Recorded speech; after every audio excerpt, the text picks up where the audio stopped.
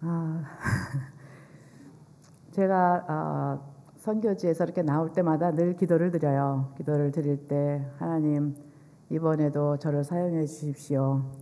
그렇게 기도를 하였지만은 제가 기도 드리는 의도는 그냥 사람들과 이렇게 대화를 나누면서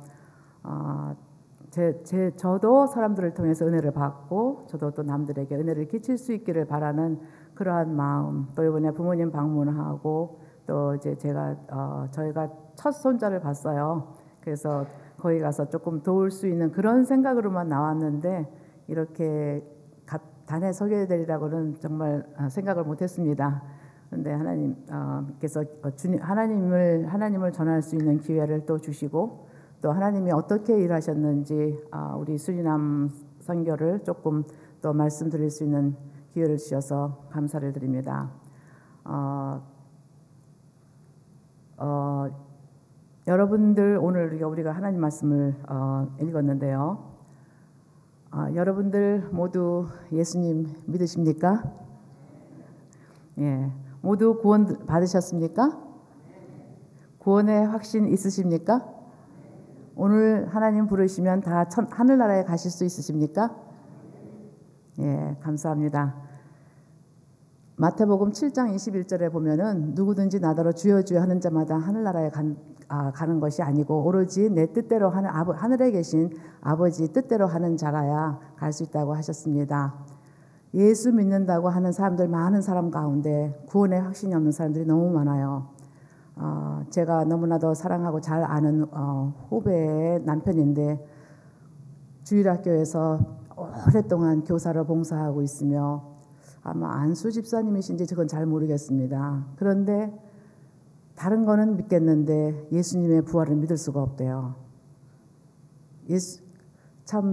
예수님의 부활을 믿을 수 없으면은 그건 참 믿을 수 있다고 예수님을 믿는다고 말하기가 좀 어렵잖아요. 그래서 저도 제 사랑하는 후배이기 때문에 오랫동안 기도하고 있고 지금도 계속 기도하고 있습니다. 우리가 오늘 그 말씀 본 곳에 보면은 저는 그냥 옛날에 쓰던 성경을 써요. 그래서 조금 틀릴지라도 그리고 제가 사용하는 성경은 또 주로 많이 그 화란어 성경을 사용하기 때문에 절수가 약간씩 틀릴 수도 있습니다. 혹시 성경 구절 나올 때 제가 혹시 말씀드리게 될 때 혹시 틀리더라도 양해해 주시기 바랍니다. 사실은 오늘 로마서 10장 1절부터 15절까지 말씀인데 거기에 그 주어진 제목을 보면은 믿음으로 얻는 구원 그렇게 되어 있습니다. 오늘 여기 주보에는 믿음으로 얻은 구원인데 믿음으로 얻는 구원으로 되어 있습니다. 그 사람들 가운데 구원을 받는 것을 잘못 착각하는 사람들이 있어요. 저희가 기숙사를 지금 시작한 지 이제 2년째를 맞이했습니다. 그런데 요번에 새로 들어온 하나이 중에 제가 물어봤어요. 라파엘, 너 예수님 믿어? 그랬더니 믿는데요. 그럼 네 마음속에 예수님 계셔? 한참 망설이다가 계신대요. 그럼 너 천국 갈 수 있어? 그랬더니 아직 세례를 안 받아서. 세례는 절대로 구원을 받는데 도구가 아닙니다. 예수님을 믿는 데는 오늘 말씀에 뭐라고 그랬어요? 예수님을 주로 시인하는 자마다 그 예수님을 죽은 자 가운데서 다시 살리신 하나님을 믿는 자마다 또 13절에 보면은 누구든지 주님의 이름을 부르는 자는 구원을 얻는다고 하였습니다. 예수님을 믿으면 구원을 얻는데 많은 사람들이 착각을 하고 있습니다. 세례를 받아야 구원을 받을 수 있어. 아니면 헌금을 많이 내야 돼. 11조를 잘해야 돼. 아니면 주일 예배를 꼭 빠지지 않고 나와야 돼. 교회 봉사를 많이 해야 돼. 혹은 가난한 사람들을 많이 도와줘야 돼. 절대 아니죠. 구원을 받는 것은 오로지 예수님을 믿는 것입니다. 예수님을 믿는다는 것은 무엇입니까?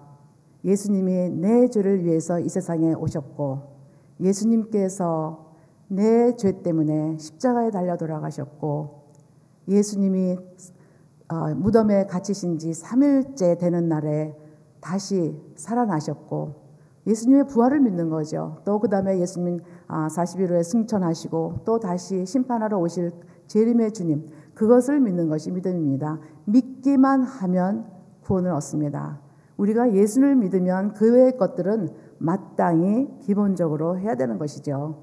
주일 성수, 성금하는 거, 11조, 전도, 이 모든 것들은 예수 믿으면 누구나 해야 되는 것입니다. 전도를 목사님만, 전도사님만, 선교사만 하는 게 절대로 아니에요. 여러분 모두가 다 해야 되는 것입니다. 그리고 전도라는 것은 해도 되고 안 해도 되는 것이 아니라 꼭 해야 되는 것입니다. 그래서 우리가 예수님을 믿기만 하면 구원을 얻습니다. 오늘 헌신 예배죠.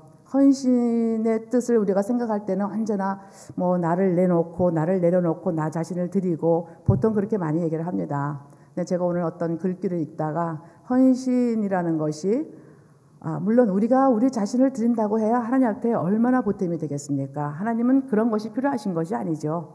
하나님은 우리의 순종을 원하시는 것입니다.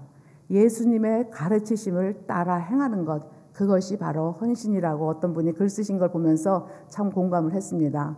예수님이 하신 말, 가르치심을 우리가 따른다면은 결국은 예수님이 원하신 대로 살게 될 것이고, 그렇게 된다면 결국은 우리는 헌신할 수밖에 없지 않습니까? 그것이 바로 헌신인 것 같습니다. 근데 오늘 전도회 헌신 예배, 저랑 저보다 조금 나이가 좀 덜 드신 분들도 계시고 저보다 조금 위신 분들이 오늘 전도회에 제가 이렇게 교회 요람을 보니까 그렇게 돼 있더라고요. 그래서 제 마음이 조금 더 푸근하네요, 오늘. 예. 근데 전도 헌신 예배 그렇잖아요. 오늘 이 로마서 특별히 10장에서 13절에서 15절까지 말씀을 보면은 누구든지 그의 이름을 부르는 자마다 구원을 얻을 것이다 그랬어요. 그런데 구원을 얻으려면은 구원을 얻으려면 불러야 되는데 우리가 믿지 못하면 그분을 부를 수가 없지 않습니까? 불교를 심취된 사람들은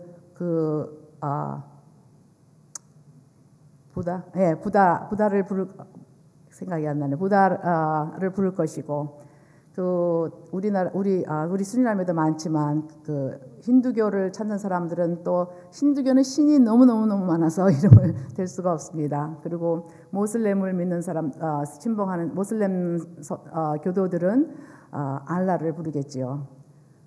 그런데 우리는 누구를 믿습니까? 우리는 예수님을 믿습니다. 우리는 주 하나님을 믿습니다. 근데 믿지 않는 사람은 그 예수님을 자신의 주라고 부를 수가 없어요.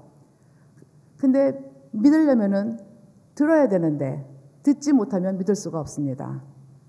또 와서 얘기해 주는 사람이 있어야 들을 것인데 얘기해 주는 사람이 없으면 들을 수가 없죠. 전파자가 없으면 들을 수가 없습니다. 근데 그 전파자는 보냄을 받아야 하지 않겠습니까? 거꾸로 한번 해볼까요? 보냄을 받은 자가 없으면, 보냄을 받지 않으면 전파자가 없죠. 전파자가 없으면 들을 수가 없습니다. 듣지를 못하면 그것을 믿을 수가 없습니다. 진리를 믿을 수가 없습니다. 믿지를 못하면 주님을 나의 구주라고 부를 수가 없습니다. 그렇게 예수님을 주라고 시인하지 못하면 구원을 얻을 수가 없습니다. 오늘 전도의 헌신 예배인데 여러분 전도 많이 해보셨습니까? 여기 많이 해보신 분들 계신 줄 압니다. 저는 손 들어보라 그런 말씀은 안 드릴 것입니다. 속으로만 대답하십시오. 전도 몇 번 하셨습니까? 아까 저 권사님 기도하실 때 오늘 연말에 하나님께 이렇게 많은 보고서를 해줄 수 있게 해달라고 기도하셨는데요. 정말 보고서는 우리가 하나님 앞에 설 때입니다. 하나님 앞에 설 때 너 무슨 일 하다 왔니? 예? 책이 2개 있지 않습니까? 그 책에 우리의 행실이 다 적혀 있습니다. 그럴 때 예 주님 저는 어디서 어떻게 하다가 정말 이 사람에게 복음을 전하고 저 사람 많은 사람에게 복음을 전하다 왔습니다. 그렇다면 하나님께서 여러분들께 얼마나 귀한 상급을 주시겠습니까? 여러분들 전도하는 것이 부끄럽습니까?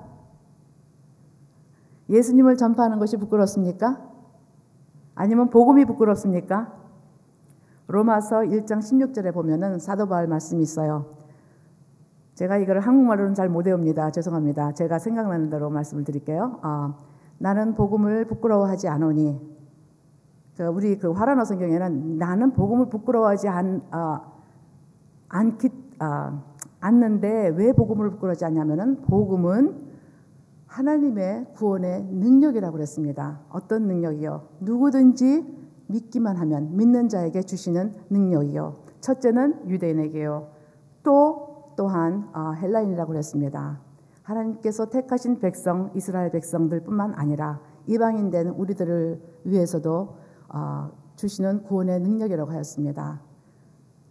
사실 저도 그랬습니다. 저도 전에도 한번 말씀드린 것 같은데요. 선교사로 떠나는 것에 대해서는 굉장히 열망이 있었고, 제가 아마 23살 때부터 그 선교사에 대한 열망을 가지고 기도하다가 87년도에 선교사로 떠나게 됐는데, 그때만 해도 저는 전도는 안 할 것이라고 생각했어요. 전도하는 것이 어쩐지 좀 창피한 것 같고, 남편이 목사님이니까 전도는 목사님이면 남편이 하고, 저는 그 당시 이제 간호원 일했었으니까 사람들 좀 돌봐주고 또 이렇게 좀 노래를 좀 하니까 노래 가르쳐주고 하면 되겠다고 생각했습니다. 그런데 하나님은 처음부터 저에게는 그런 기회를 전혀 주시질 않으셨습니다. 그저 아이들에게 복음을 전해야 되는 그런 길로 하나님께서 인도하시더라고요. 우리가 복음을 부끄러워하는 것은 하나님을 부끄러워하는 것입니다. 우리가 하나님을 부끄러워하면은 우리가 하나님을 인정하지 않는 거잖아요. 복음을 부끄러워하면은 우리가 하나님을 인정하지 않으면 하나님도 우리를 인정하지 않으십니다. 하나님의 인정받고 싶으십니까? 복음 전하십시오. 오늘 더군다나 전도회 헌신예배인데 전도의 목적이 무엇입니까? 전도하는 것 아닙니까? 여러분들 그 주위에 정말 예수 안 믿는 사람들 얼마나 많습니까? 내 가족에서부터 시작해서 정말 100% 가족이 예수를 믿는다면 그건 참 복된 일이지요. 그렇지 못한 가정들이 많은 줄 압니다. 내 가정에서부터, 내 친척, 내 이웃, 내 직장 동료, 내가 시장에서 만나는 사람들, 내 주위에서 자주 많이 보는 사람들, 여러분들은 이미 보내심을 받았습니다. 카나다로 오지 않으셨습니까? 여러분들 주위에는 한국 사람들뿐만 아니라 캐네디언뿐만 아니라 또 각종 종류의 그 사람들이 많이 있지 않습니까? 여러분들은 참 행운하십니다. 이렇게 다른 나라로 안 가셔도 얼마든지 선교를 할 수가 있습니다. 선교나 전도나 저는 똑같다고 생각해요. 저희가 그렇게 파송을 받았었기 때문에 선교사라고 불림을 받을 뿐이지, 사실은 선교가 무엇입니까? 교를 선포하는 것이지 않습니까? 그러니까 여러분들에게 많이 기회가 주어졌어요. 여러분들이 그렇게 복음을 열심히 전하면 하나님께서 가장 기뻐하시고 여러분의 기쁨이 정말 충만할 것입니다. 그리고 여러분들이 염려하고 걱정하는 모든 것이 하나님께 맡기고 내가 주를 위해서 살기만 하시면 하나님께서 모든 것을 다 해결해 주십니다. 우리 가족들 여러분 사랑하시죠? 친척들 사랑하시죠? 아주 가깝게 지내는 친구들, 선배, 후배들 많이 있지 않습니까? 또 이웃 사람들, 또 학교, 직장 동료들 있지 않습니까? 그분들이 만약에 병원에 입원했다거나 어려운 일을 당했을 때 달려가서 여러분들 도와주시지 않으십니까? 그런데 그분들이 중에 혹시 예수를 안 믿으신 분이 있으시다면 저는 그 상상만 해도 참 그 마음이 굉장히 아파요. 굉장히 그거 표현을 제가 어떻게 해야 될지 모르겠어요. 예수 안 믿는 사람을 보면 정말 내 식구 중에 예수 안 믿는다고 사람이 있다고 생각을 해보세요. 예수 믿으면 당연히 하늘나라에 갑니다. 그러나 예수를 안 믿으면은 어디로 갑니까? 영원토록 꺼지지 않는 불과 유황으로 끓는 그곳에 던짐을 당합니다. 상상해 보세요. 내 사랑하는 가족이, 내 사랑하는 부모가, 내 사랑하는 자녀가, 내 사랑하는 형님이, 내 사랑하는 누님이, 동생이, 이웃이, 여러분 마음 아프지 않으세요? 우리가 생각을 해보세요. 우리가 이렇게 상상을 해볼 때 이 불구덩이가 있는데 정말 나의 가족 중에 한 사람이 지금 모르고 불구덩이로 들어가려고 그래요. 그러면 빨리 달려가서 끄집어서라도 구원하고 싶지 않으십니까? 지금 그런 상황입니다. 사실 이것이 우리 눈에 보이지 않아서 그렇지만은 여러분 성경 말씀을 보세요. 마태복음에도 나와 있고 마가복음에도 나와 있고 요한계시록에도 나와 있고 많은 곳에 그 지옥에 대해서 나와 있습니다. 우리가 하늘나라에 가면은 영원히 예수님과 행복하게 살 것이지만 우리가 예수 안 믿는 사람이 우리가 아니죠. 예수 안 믿는 사람이 지옥에 간다면 영원히 불붙는 곳에서 죽지도 않고 그곳에서 있어야 됩니다.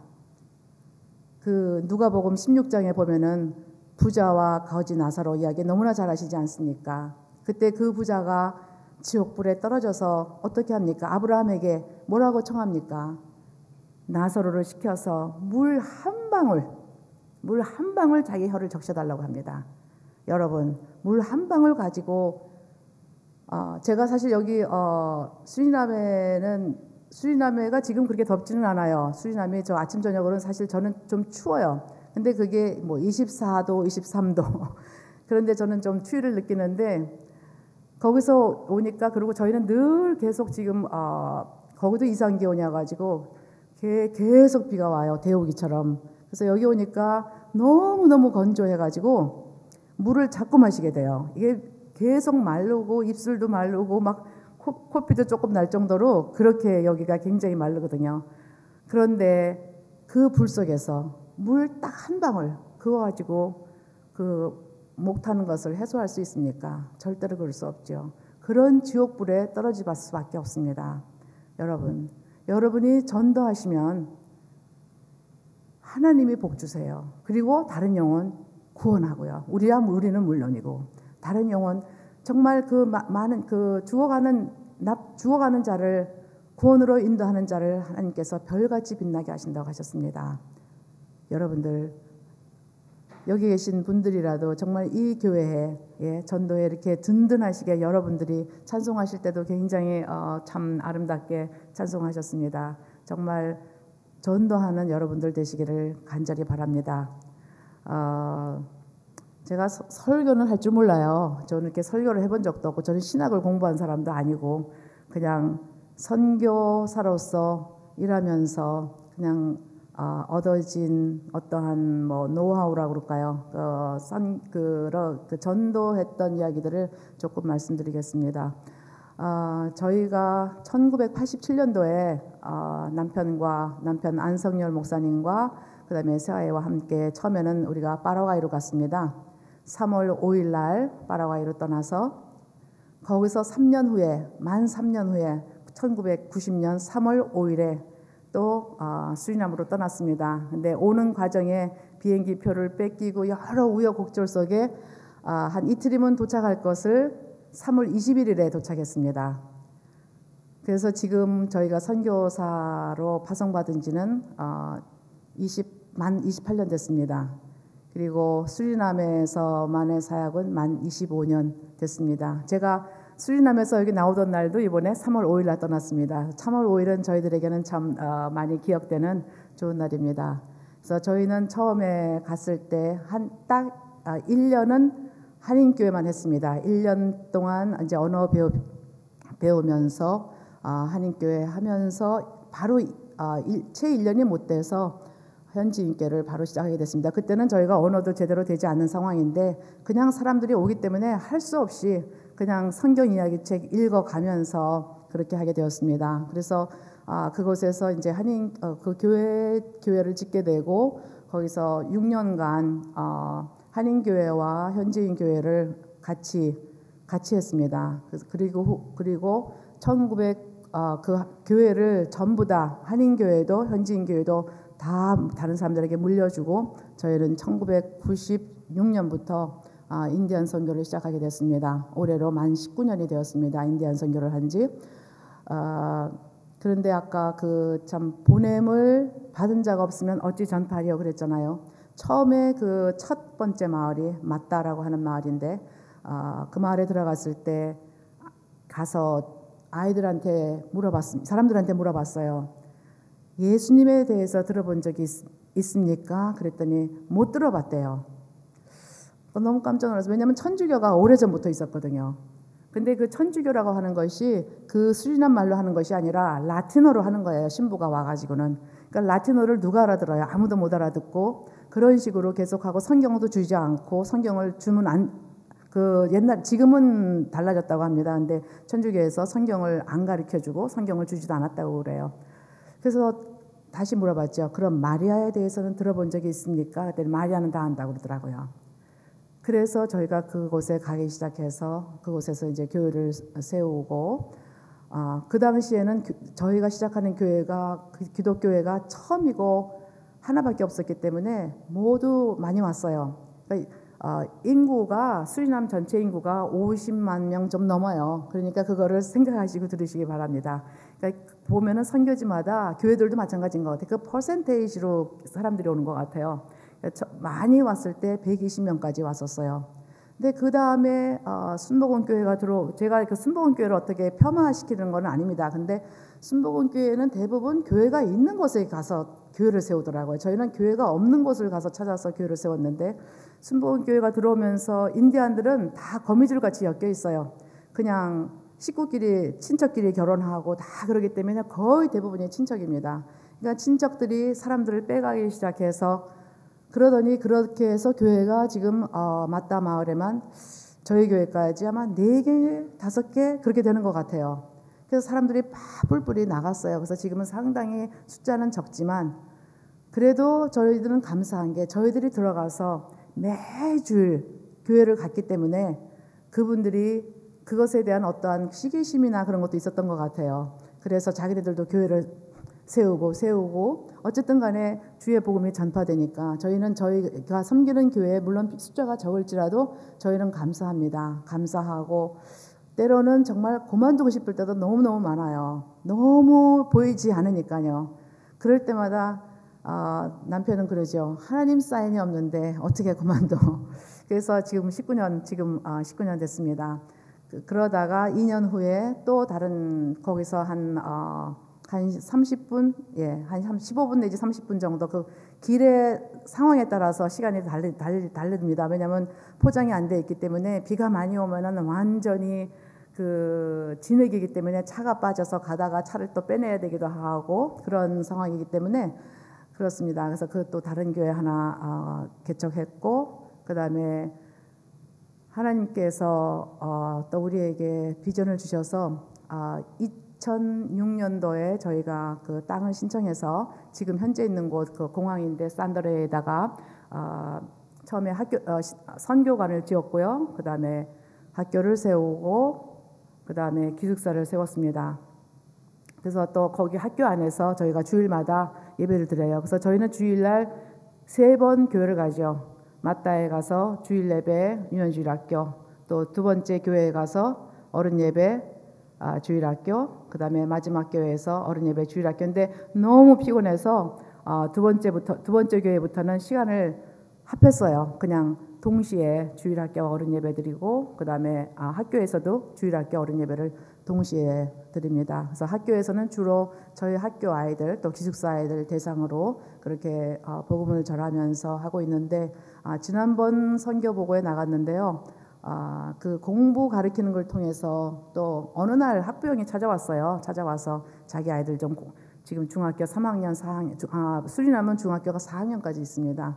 3학년, 4학년인데 뭐 수학, 물리 이런 걸 잘 못한다고 좀 도와달라고 연락이 왔어요. 좀 찾아왔어요. 근데 저희가 굉장히 시간이 없는데 그래도 찾아왔는데 이거를 거절을 못 하겠더라고요. 그래서 시간을 겨우겨우 찾아서 2시간을 가르쳐 주기 시작됐습니다. 근데 저는 생각이 그래요. 하나님의 우리가 일꾼으로 일하는데 뭐 공부 가르쳐 준다고 교회 나와라 그렇게는 절대로 하지 않습니다. 그래서 그냥 공부를 가르쳐 주다가 어느 날 걔가 그 학생이 그 모의고사를 봐야 되는데 너무 아파서 수술을 받고 그래서 그거를 미스했어요. 그래서 그 다음에 미뤄서 시험을 봐야 되는데 그게 많이 부족했어요. 그래서 제가 토요일 날 가르쳐 주면서 내가 사실 주일날은 안 가르쳐 준다. 그런데 네가 정말 안 되겠으면 우리가 내일 오후 5시에 예배를 드리는데 네가 혹시 그때 오면은 그 후에 내가 조금 도와줄 수 있다. 그렇게 말을 했더니 오겠대요. 그래서 뭐 긴가민가 했죠. 근데 정말 왔어요. 두 남매가 오더니 그 다음부터 교회를 나오기 시작하는 거예요. 그래서 참 이것도 하나의 하나님께서 전도하는데 방편으로 사용해 주십니다. 예, 그리고 제가 또 이렇게 전도했던 것에 대해서 말씀드리고 싶은 것은요. 이제 와테말레오라고 할아버지 한 분 계셨어요. 지금은 이제 돌아가셨는데 그분이 저희가 그 마따 마을에 들어가면서 한 10년간 계속 주기적으로 방문하면서 그 부인 되시는 할머니는 교회를 나오셨거든요. 그러니까 주기적으로 그 당시에는 마따 마을에 일주일에 저희가 그때 시내 살 때인데 한 1시간 반 내지 2시간 걸려서 매주 신방만 일주일에 2번, 그다음에 두 번째 교회 생길 때는 더 자주 다녔죠. 그래서 정기적으로 찾아다니면서 복음도 전하는데 그 할아버지가 굉장히 괴팍하신 분이에요. 뒤도 안 돌아보고 하다가 어느 날부터 조금씩 돌아서게 하시더니 급기야는 이제 당뇨를 걸리시게 됐어요. 그래서 그것 때문에 많이 고생하시면서 그때 이제 마음이 열려서 복음을 받아들이기 시작했습니다. 그래서 교회 나오시고 그다음에 세례까지 받으셨어요. 근데 워낙 성격이 괴팍하셔서 조금 그 발에 상처 났는데 그거 의사가 치료해주면 그거 다 풀어 헤쳐버려요. 그러니까 나중에 이제 발가락 하나 잘랐다가 그다음에 이제 발 자르고 다리 자르고 그래도 이 할아버지는 막무가내예요. 그래서 계속 이제 방문을 하고 그 다음에 많이 할아버지가 안 좋아지셨어요. 근데 이제 그 날에 저희가 방문했던 날에 사실은 그 방문 시간이 너무 방문 시간이 지났어요. 사실은 방문 시간이 지나면 못 가게 되는데 그날 꼭 가야 되겠다는 마음이 너무너무 강한 거예요. 그래서 저희가 방문 시간이 지났지만은 가서 이제 사정을 해보자 하고서는 갔어요. 그래서 우리가 목사인데 선교사인데 좀 들여보내주면 좋겠다. 마따 마을에 정글에서 왔는데 그랬더니 들여보내주더라고요. 그래서 갔더니 할아버지가 거의 정신이 없으세요. 거의 정신이 없으신데 그래서 이제 목사님이 다시 복음을 확인을 했어요. 복음을 다시 제시하고 구원의 확신을 다시 확인시켜 드렸어요. 그랬더니 예수 믿는다고 하시고 자기 죽으면 할아버지 돌아가시면 어디 가요? 그랬더니 천국 간다고 분명히 그 말은 분명히 하시더라고요. 그래서 저희가 목사님이 손 붙잡고 기도하고 그러고 왔어요. 그 다음 날 돌아가셨어요. 그것이 저희는 얼마나 감사한지요. 정말 하나님께서 보내신 거예요. 그 두 번째 얘기는 또 이제 마따 마을에 우리가 차를 타고 다닐 때 그 어떤 청년이 저희 차를 자주 얻어 타던 청년이 있었어요. 근데 저희가 교회를 오라 해도 그렇게 교회를 안 오고 그랬어요. 그러더니 어느 날 정글에 사냥을 하러 갔는지 뭐 열매를 따라갔는지 잘 기억이 안 나는데 갔다가 이 심장마비가 돼가지고는 겨우 기어서 집에 돌아왔어요. 그러고서는 하여튼 그 상황에서 바로 죽었다는 것 같아요. 그래서 저희가 알던 청년이기 때문에 너무 마음이 아파서 그것을 이제 또 빌미가 되죠. 빌미가 돼서 저희는 그렇잖아요. 선교사가 직업이니까 어떻게 해서든지 기회를 노립니다. 이렇게 복음을 전할 기회를. 그래서 이제 그 부모님을 찾아다니기 시작했어요. 네, 그 부모님이 또 어머니가 마침 당뇨가 있으셔서 그래서 제가 이제 옛날에 이제 간호원 했었으니까 혈압기 들고 그다음에 그 혈당 체크해드리는 걸 그런 것을 자주 해드렸어요. 그러면서 서서히 복음을 전하는데 천주교 분들이었어요. 근데 별로 복음에는 관심이 없으시고 자기 혈압이 몇이냐, 뭐 혈당이 오늘은 얼마냐 그거에 따라서 기분이 저기 하셨는데 어느 날 얘기 듣기를 그 아버지가 좀 한번 쓰러지셨다는 얘기를 들었어요. 그래서 저희가 이제 또 가봤더니 말씀을 못 하세요. 말씀을 못해서 그 다음에 또 이제 복음을 전해도 뭐 말씀을 못 하시니까 그 반응이 없으시죠. 그리고 또 이제 할머니는 뭐 예 하긴 하시지만은 그러고선 또 왔어요. 근데 또 이번에도 똑같이 한참 얼마 지난 후에 우리 할아버지한테 정말 복음을 정말 진지하게 노골적으로 전해야 되겠다는 그 생각이 너무 강렬하게 나오는 거예요. 그 당시에는 저희도 아직도 시내에 살고 있을 때였는데 그래서 그 주에 가려고 했었는데 거기 그분 집을 방문을 못했어요. 너무 다른 스케줄 때문에. 그래서 정말 다음 주에는 꼭 가야 된다고 정말 우리가 다짐을 하고선 그 다음 주에 갔어요. 그 다음 주에 가서 왜냐면 말을 못 하시니까 그래도 듣잖아요. 그래서 듣는 그 기회 열심히 정말 아주 노골적으로 정말 진지하게 복음을 전했어요. 그 복음을 뭐 반응이 없으시니까 그 예수님을 영접했는지 안 했는지 저희는 그건 알 도리가 없죠. 그리고 돌아왔고 그 다음날 주일에 교회를 갔는데 가서 얘기를 들으니까 그날 저녁에 심장마비로 돌아가셨다고 합니다. 복음을 전하는 것은 우리의 몫이에요. 구원을 하는 것은 하나님이 마음입니다. 하나님이 택하신 자는 구원을 받게 될 것이고 우리는 그런 것에 신경 쓸 필요가 없어요. 사실은 전도하다가 굉장히 낙심될 때가 사실 많거든요. 저희도 뭐 28년을 그렇게 선교사를 하다 보니까 참 마음이 낙심될 때가 참 많는데 그럴 때마다 이건 내 일이 아니지, 이거는 하나님 일이지, 그렇게 스스로를 위로하고 여지껏 버텨왔는데요. 그 다음에 그래서 여러분 그 눈에 안 보여도 그냥 복음은 전하셔야 돼요. 하나님은 여러분이 입술을 열어서 하나님에 대해서 말하는 것을 좋아하십니다. 그 다음 세 번째는 그분은 저희 학교의 청소부였어요. 그 두 번째 마을 삐킨사론이라는 마을에 저희가 1999년도에 그 교회를 시작할 때 교회에서 가장 가까운 곳에 살았었습니다. 그래서 이제 교회를 나오라고 늘 권유하고 그랬었는데 그 집에 이제 며느리였는데 거기는 뭐 거의 다 결혼을 안 하고 사니까 그 결혼 진짜 법적 부부는 아닌 걸로 그냥 다 아시면 됩니다. 아이들은 교회를 나왔어요. 근데 이 엄마는 전혀 교회를 안 나왔어요. 한 번도 안 나왔어요.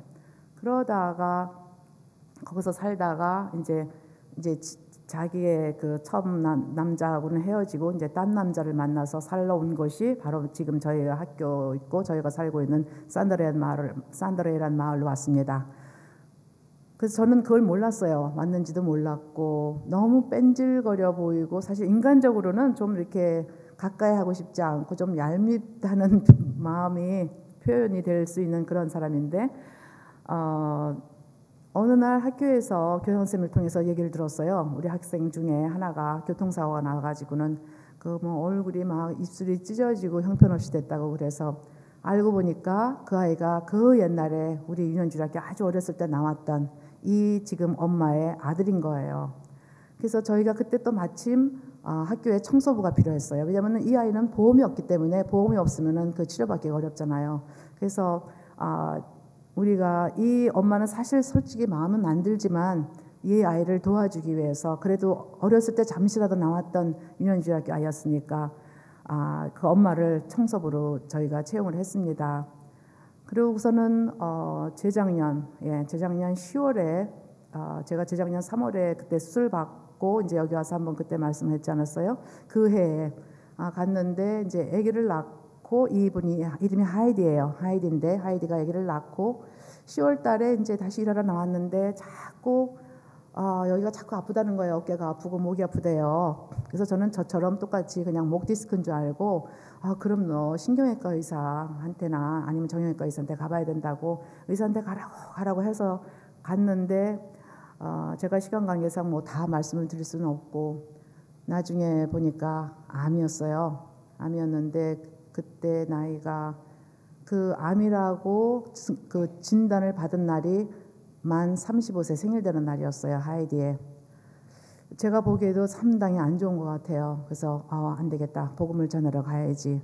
그래서 우리 그 이제 같이 동역자들 때로는 저희 목사님 같이 일주일에 한 뭐 두세 번 정도 막 어떤 때는 연거퍼서 계속 갔어요. 그래서 제가 다시 저희가 복음을 다시 제시하고 찬송 불러주고 격려해주고 말씀 전하고 기도해주고 그러니까 성경책을 좀 갖다 달라고 그러더라고요. 그래서 성경책을 갖다 줬더니 자기가 그 다음에 갔더니 아침에 갖다 주고 저녁 때 갔어요. 그랬더니 자기가 시편 읽으면서 눈물을 흘리면서 죄를 회개했다고 그러더라고요. 그래서 참 너무 감사해서 그래 하이디 예수님을 믿으면 구원을 받아. 예수님을 믿는다고 병이 다 고쳐지는 것은 아니야. 예수님을 믿고 하나님이 원하시면 너를 고쳐주실 수도 있지만 하나님의 뜻은 고쳐주실 수도 있고 안 고쳐주실 수도 있어.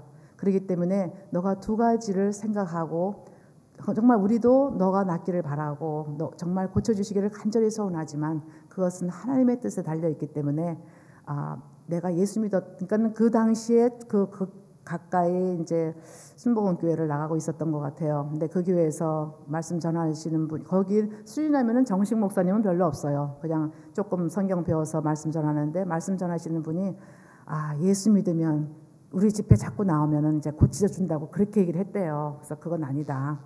나는 이런 말 하기 정말 마음 아프지만은 하나님이 원하셔야 고쳐주시는 것이다. 그러나 더 중요한 것은 내 영혼이, 하이디 네 영혼이 구원받는 것이 더 중요한 것이다.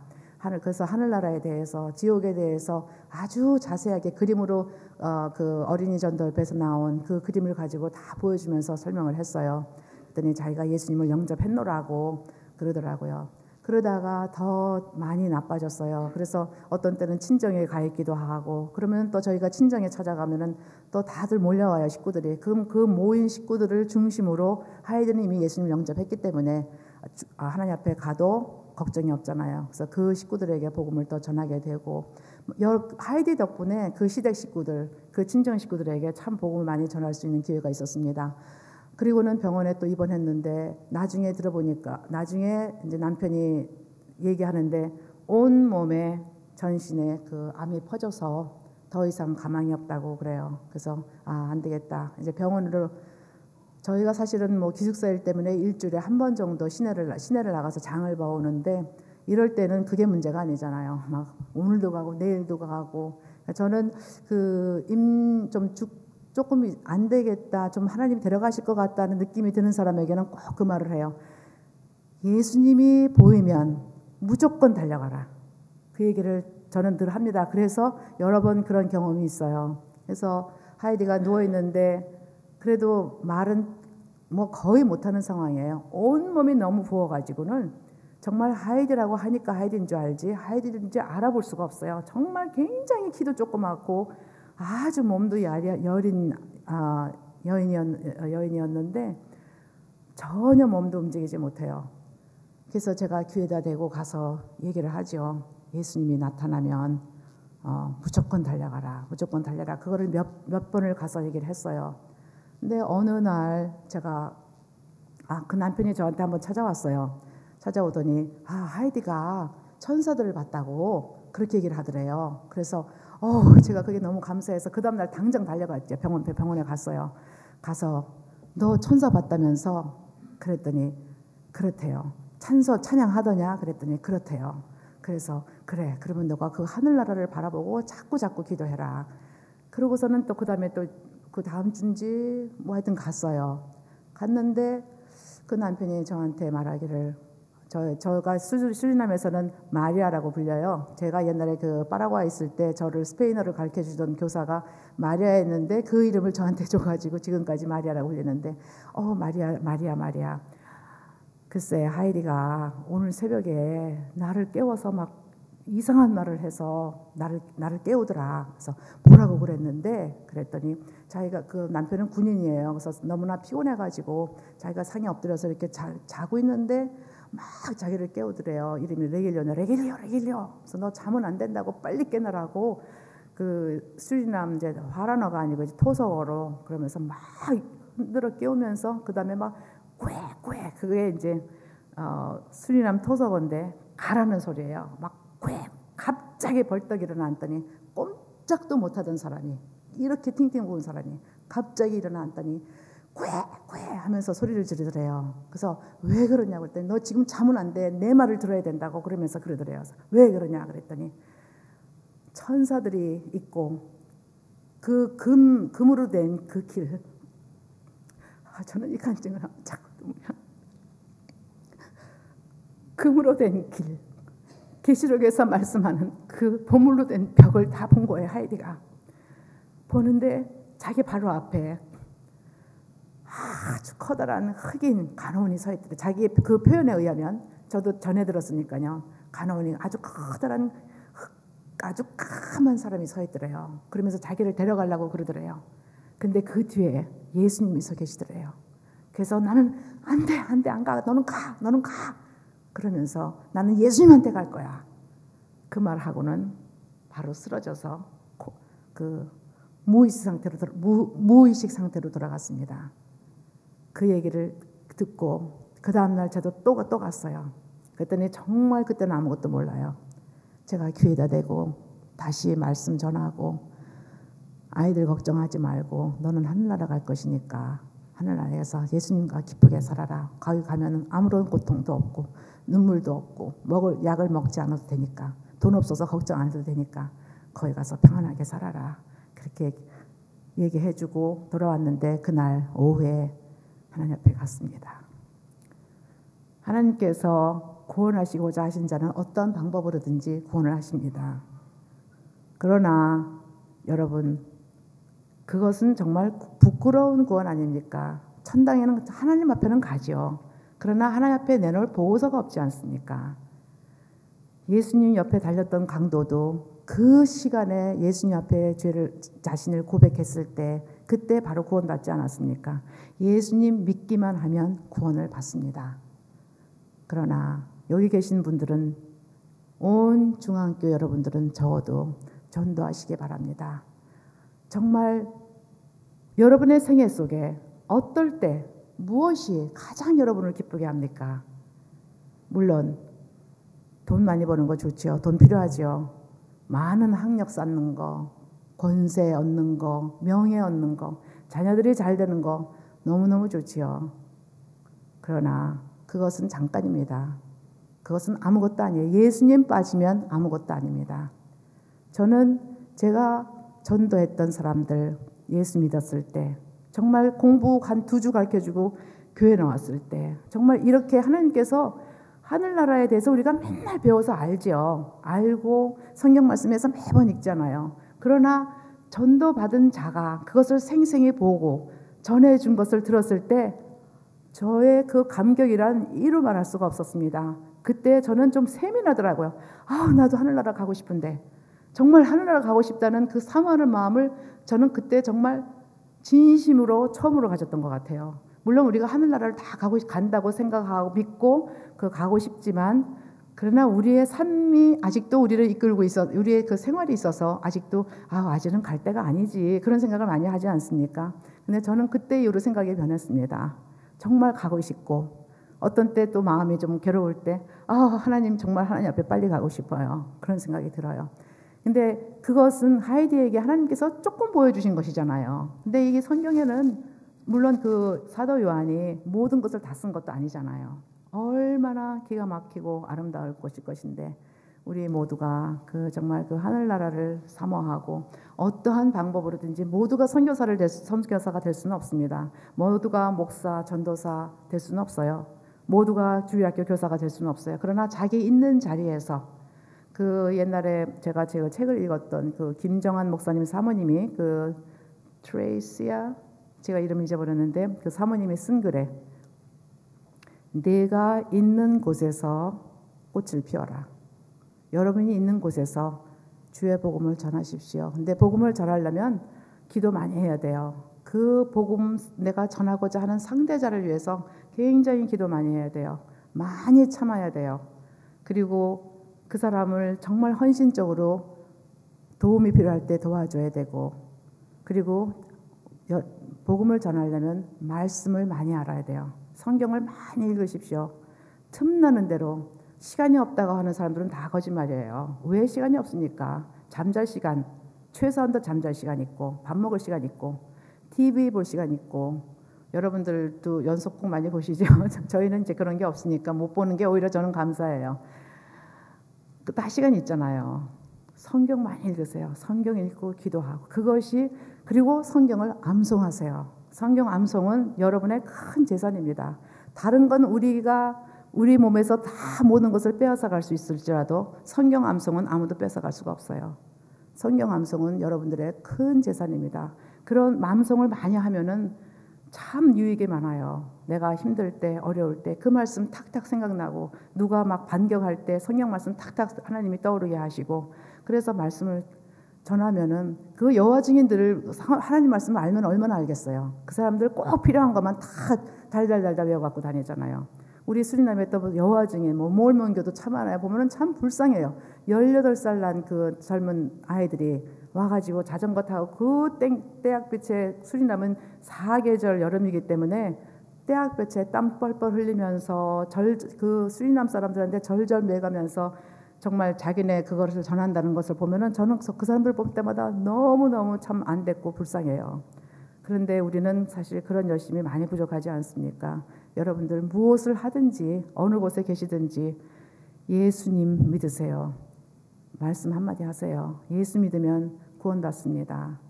예수님이 내 죄 위에 당신을 사랑하십니다. 나의 죄를 위해서, 당신의 죄를 위해서 돌아가셨습니다. 그러나 예수님은 살아계십니다. 전하십시오.